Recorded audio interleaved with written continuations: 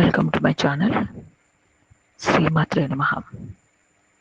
ఈరోజు మనం చెప్పుకుంటున్నది శ్రీ మొఘల్ రాజపురంలో వేంచేసి ఉన్న మాత దుర్గాదేవి. ఈ ఆదిపరాశక్తి మొట్టమొదట ఈ మొఘల్ రాజపురం దనకొండ మీదే తన పాదముద్ర మోపిందంట. అందుచేత దీన్ని అమ్మవారి తొలిమెట్టు అని అంటారు. ఈ అమ్మవారు ఇక్కడ పాదం మోపిన తర్వాత ఇంద్రకీలాద్రి మీద వేయించేశారు. ఈ దనకొండ అనే పేరు ఎలా వచ్చిందంటే, పూర్వం ఒక గొల్లవాడు ఆవులను మేపుకుంటూ వెళ్ళాడు. అక్కడ అమ్మవారు ఈ బాలుడు సంచరించడం చూసి అతనికి ఏం కావాలి అని అడిగింది. నాకు విపరీతమైన డబ్బు కావాలి అనే బాలుడు కొరగా ఆ అమ్మవారు ఆ బాలుడికి కావలసినంత ధనాన్ని ఇచ్చి పంపింది.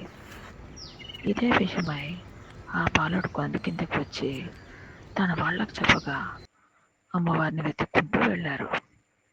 కానీ అమ్మవారు లేదు అక్కడ. అమ్మవారు మోపిన పాదస్వరూపం అయితే ఉంది. ఆ తర్వాత ఒకరిద్దరు భక్తులు ఆ కొండ మీదకి వెళ్ళి చూడగా అమ్మవారు సంచరిస్తున్నట్టు గజ్జల శబ్దం కూడా వచ్చింది. దానితో ఇక్కడ అమ్మవారు వేయించేసి ఉన్నారని ఆ చుట్టూ కొండ మీద ఉన్న పొదలు, చెట్లు, చేమలు వెతుకుతూ ఉండగా అమ్మవారి యొక్క తొలి పాదముద్ర అక్కడ కనిపించింది. దానికి తోడు అమ్మవారు ఏదైనా కష్టం చెప్పుకుంటే, అమ్మవారికి ప్రజలు ఏదైనా కష్టం చెప్పుకుంటే అమ్మవారు వాళ్ళకి ఏదో ఒక ధన రూపేణ, వస్తు రూపేణ వాళ్ళకి ఇవ్వడం జరగడం వల్ల దనకొండ అని పిలవడం ఆచరణలోకి వచ్చింది.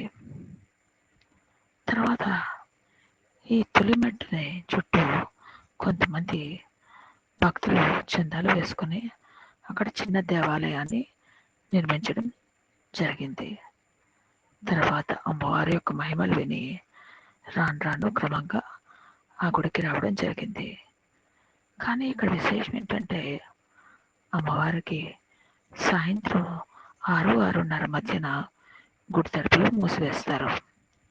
అక్కడ అమ్మవారు తిరుగుతుందని గజ్జల చప్పుడు, రకరకాల సవ్వడి వినిపించడం వల్ల అమ్మవారు సంచరిస్తుందని ఎవరు డిస్టర్బ్ చేయరు.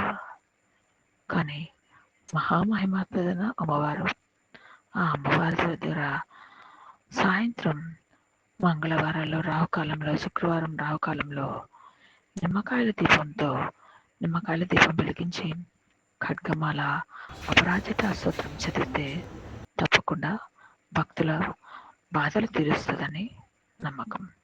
వీలైతే ప్రతి ఒక్కరూ అమ్మవారిని దర్శించి తరించగలరని ప్రార్థన. If you like my channel, please watch and subscribe. Thank you.